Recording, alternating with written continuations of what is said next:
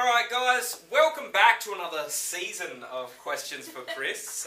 It's been an interesting break. Summer's gone, February's gone, and now we're in Mad March. I'm here with my co-host today, Rebecca Ham from DVE, #TheHam. She's just started guest blogging for us as of this week, so welcome aboard, Rebecca. Thank you, Chris. And here we've got a question today. We do have a question today, Chris, through from Ben. What is group buy, and what are the benefits of group buy? Okay, so we're talking about group buying in a business concept. Now, this is obviously sort of started getting a bit of traction online with things like Groupon and Scoopon and, you know, all those other sort of group buying like deal sites. But it actually has implications in the general business world as well. Okay, so the example I like to use, like from a group buying perspective, is in the context of, is it easier or better to have one client pay you $1,000, or is it easier or better to have 10 clients pay you $100? Okay, and it's a really interesting question.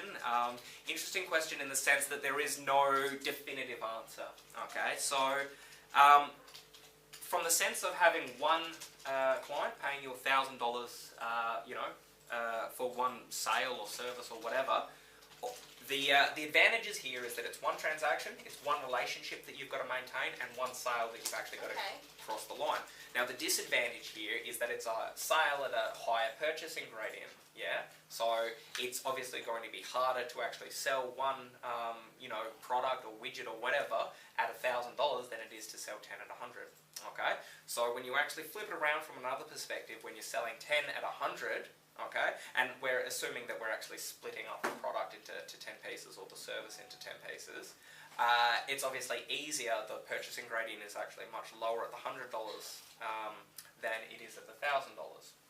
Now, this can, I've actually seen this take effect in the fitness industry with personal training. It's a classic example here where you've either got a personal trainer who's working for a client for $100 an hour, or they're taking, 5 clients at $20 an hour. And that's where I started seeing this, this sort of model taking place. But now I'm seeing lots more businesses do it in terms of like coaching and training and that sort of thing. How do you ensure quality in group buy? So how do you get the same sort of quality? Well, that's an interesting balance in terms of, because you're taking 10 people, say at $100 each, now that's 10 relationships that you've actually got to take care of and 10 individuals that you've actually got to look after. Yeah, so, and I'm sure you've been in this situation before where you've been in a one-on-one coaching environment versus sort of a 1 to 200 sort of training environment, and the actual level of learning and quality is actually, completely different. Yeah, so that's something that you need to be mindful of if you are actually looking at trying, your business model from another angle where you get this whole group perspective going in,